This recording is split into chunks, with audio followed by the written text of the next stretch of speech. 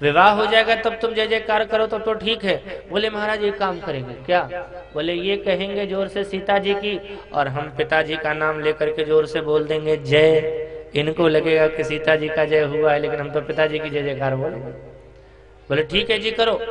तो माली जी ने तो कहा श्री सीता जी की, और इन्होंने महाराज दशरथ का नाम मन में लिया और जोर से बोले जय।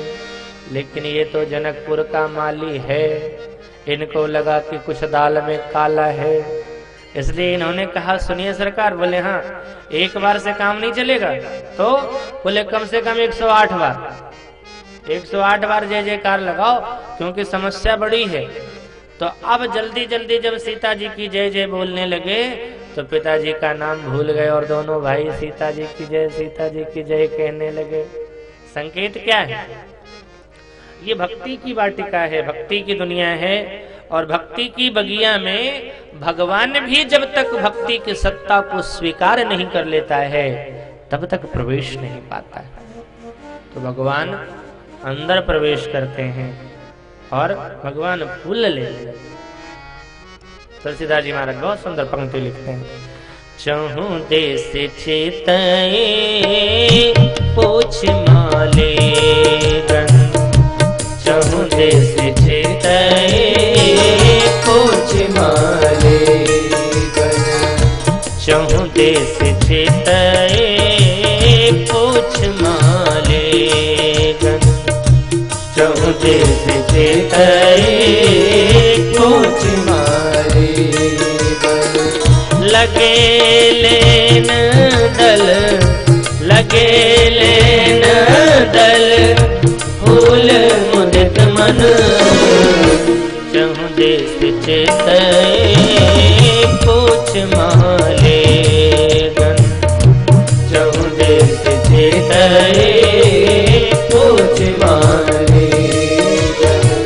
लगे लेन दल, लगे लेन दल, फूल मुदित मन, चहु देश चेतए पोछ माले गन, चहु देश चेतए पोछ माले गन, चहु देश चेतए पोछ माले गन, चहु देश चेतए पोछ माले गन।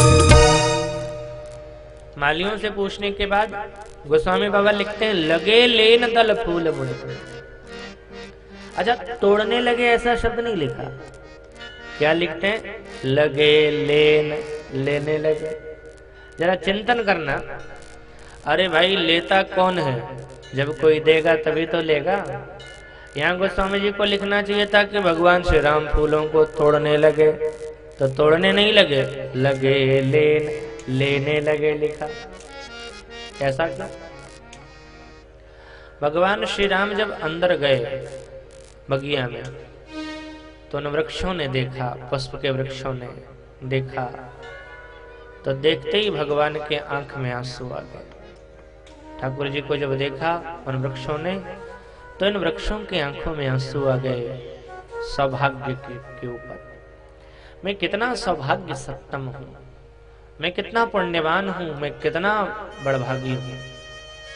अरे शास्त्र जिसका नतस्येति नतस्येति कह करके प्रतिपादन करता है, जिसका अंत नहीं है। योगी महात्मा जन्म जन्म मुनि जतन कराही, अंत राम कही आवत नहीं। और ऐसा परमात्मा स्वयं मेरे पास चल कर के आया, जिसके पास लोग चल करके पहुंचना चाहते हैं फिर भी पहुंच नहीं पाते हैं, और ऐसा परमात्मा स्वयं मेरे पास आया। क्या करूं? ऐसा लगता है अपने जीवन को भी समर्पित कर दूं तो कम है, लेकिन अपना शरीर अगर देता हूं इनको तो इनके काम के लिए नहीं है। इनको क्या चाहिए? इनको पुष्प चाहिए, और पुष्प के वृक्षों का पुत्र है पुष्प।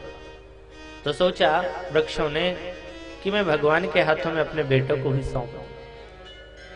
जब कोई देखता है कि परमात्मा मेरे पास आ गया है और मेरा शरीर इस योग्य नहीं है कि मैं परमात्मा का भजन कर सकूं या परमात्मा से लग सकूं, तो अपने पुत्र को भगवान के प्रति सौंपता है। क्यों?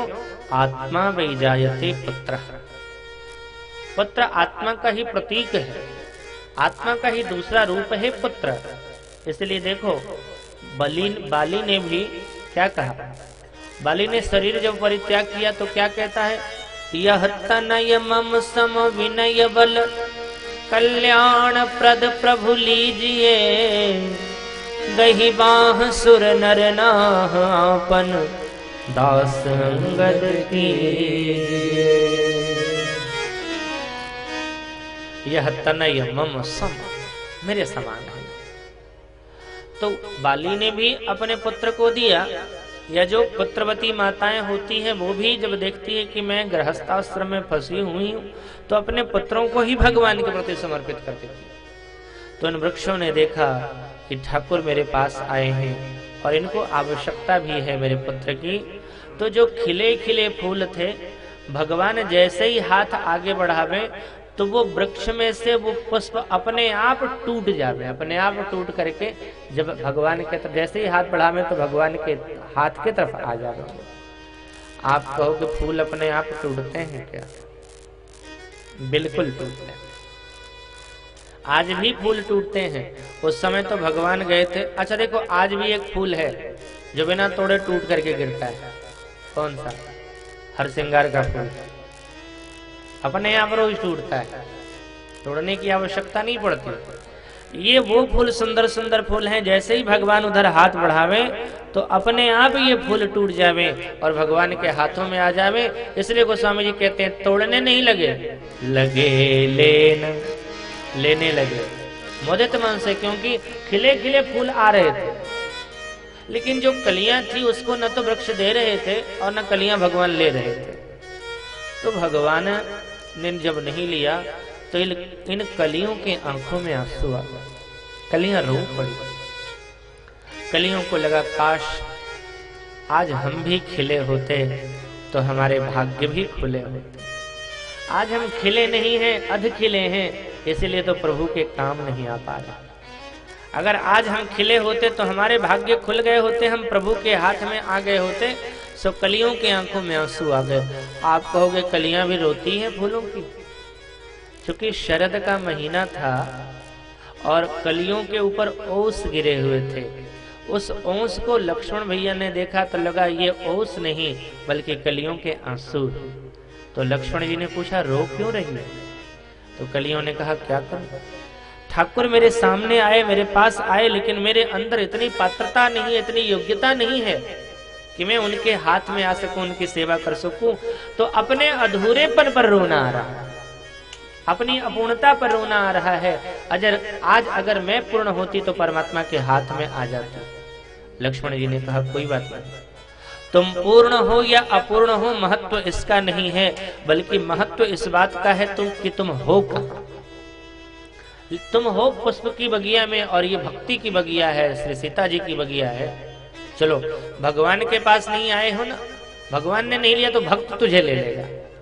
पूर्ण है तो परमात्मा स्वीकार करेगा, लेकिन अपूर्ण है तो अपूर्ण को भक्त स्वीकार कर लेगा।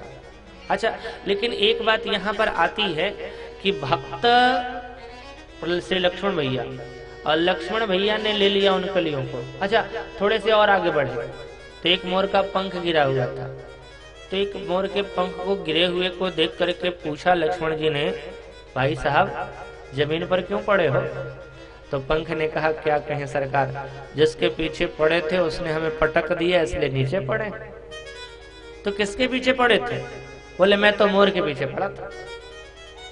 लक्ष्मण भैया बोले जो मोर के पीछे पड़े रहते हैं उनकी गति यही होती है, एक दिन वो जमीन पर ही पड़े नजर आते हैं। जो मोर के पीछे पड़े रहते हैं उनकी गति यही होती है, एक दिन जमीन पर ही पड़े नजर आते हैं। मोर माने क्या? मैं अरु मोर तोरते माया, जेहि बस कीन्हे जीव निकाया। मैं अरु मोर तोरते माया यही बस इन्हें जीवन निकाया मैं करूं मोर तोरते माया यही बस इन्हें जीवन निकाया। यही तो माया है। लक्ष्मण भैया वैराग्य की प्रतिमूर्ति हैं। इस वैरागी साधु ने कहा कि यही गति होती है जो मोर के पीछे यानी जो माया के पीछे पड़े होते हैं वो एक दिन इसी तरह से पृथ्वी पर पड़े नजर आते हैं। हमने भी इस जग में रहने का किया प्रयास न थोड़ा, समझाने पर भी न माना मन मस्ताना घोड़ा, लेकिन गया ही कड़ी भूल लगा जब तिरस्कार का घोड़ा। हम भी अपने पुत्रों को अपने परिवार के लिए कितना जीते हैं, कितना परेशान रहते हैं, अपने पुत्रों का पालन पोषण करने के लिए दिन रात एक कर देते हैं, इतनी ममत्व है अपने उस पुत्र से, लेकिन जब वही बेटा दुत्कारता है तो समझ में आता है एक दिन कि हमने क्या किया। इसलिए मैंने एक दिन कहा था अपने पुत्र को संपत्ति नहीं दे सको कोई बात नहीं, लेकिन संस्कार जरूर देना, संस्कार देना चाहिए। संस्कार अगर तुमने अपनी संतति को दे दिया तो देखो गांव में लोग एक कहावत कहते हैं, पुत्र सुपुत्र तो धन का है संचय और पुत्र कुपुत्र तो धन का है संचय। अगर बेटा लायक है तो धन एकत्र करने की जरूरत नहीं है, वो तो अपने आप एकत्र कर लेगा। और अगर बेटा नालायक हो गया तो भी धन एकत्र करने की कोई जरूरत नहीं है, तुम एकत्र करोगे और वो डुबाता रहेगा, वो फेंकता रहेगा, गलत रास्ते में जाएगा, जुआ खेलेगा, शराब पिएगा, गलत रास्ते पर जाएगा। तो अगर बेटा नालायक हो जाए तो भी खराब, संचय नहीं करने का धन, और अगर बेटा लायक हो जाए तो भी संचय धन नहीं करने की आवश्यकता। तो ये माया के पीछे जो पड़े रहते हैं उनकी यही गति होती है। लक्ष्मण जी ने कहा अब तुमने माया को छोड़ दिया है, यानी मोर का परित्याग कर दिया है, अब नीचे आ गए हो, और जो मैं का परित्याग करते हैं, मोर का परित्याग करते हैं, उससे भक्त उठा लेता है। तो लक्ष्मण भैया ने कलियों को लिया और मोर के पंख को लिया। राम जी ने यानी भगवान ने खिले हुए फूलों को लिया, वो उनके हाथ में रह गए, और लक्ष्मण भैया ने जो उनके भक्त हैं मोर के पंख जो जमीन पर पड़ा था उसको उठाया और कलियों को ले लिया। अच्छा एक बात बताओ, भाग्य किसका बड़ा है? भगवान के हाथ में आ गया उसका भाग्य बड़ा है या भक्त के हाथ में आया उसका भाग्य बड़ा है? किसको भाग्यशाली मानते हो? एक मिलता जुलता उदाहरण मैं और दे रहा हूं। दो भाई थे, रामायण की ही कथा है। दो भाई थे और ये दोनों गिद्ध हैं। एक का नाम है संपाति और दूसरे का नाम है जटायु, और ये दोनों गिरे ऊपर से नीचे। दोनों के पंख समाप्त हुए, एक का पंख काटा गया और दूसरे का पंख जल गया। सूर्य की किरणों से संपाति का पंख जला और रावण की तलवार से जटायु का पंख कटा। अच्छा, उठाया किसको?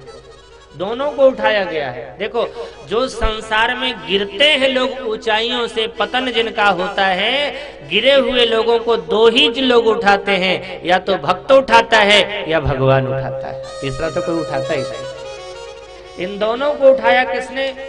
संपाति को उठाया एक महात्मा ने, जिनका नाम था चंद्रमा मुनि, एक नाम चंद्रमा ओहि, देखत दया लागत मोहि। तो चंद्रमा ने उनको उठाया। और दूसरे हैं जटायु। जटायु भी जमीन पर गिरा, इसको किसने उठाया? परमात्मा ने। एक को उठाया महात्मा ने, दूसरे को उठाया परमात्मा ने। अब सौभाग्यशाली कौन? जिसको महात्मा ने उठाया वो, या जिसे परमात्मा ने उठाया वो? आप लोग किसे मानते हो? अच्छा, महात्मा ने उठाया वो सौभाग्यशाली है, ऐसा जो मानते हैं जरा हाथ उठा के बताओ। दो चार, हाँ आज काफी संख्या इधर, हमका ना ही पता। अच्छा, अब परमात्मा ने जिसे अपनी गोद में उठा लिया हो वो सौभाग्यशाली है, ऐसी बात जो मानते हो वो हाथ उठाओ। अच्छा, ये कम है।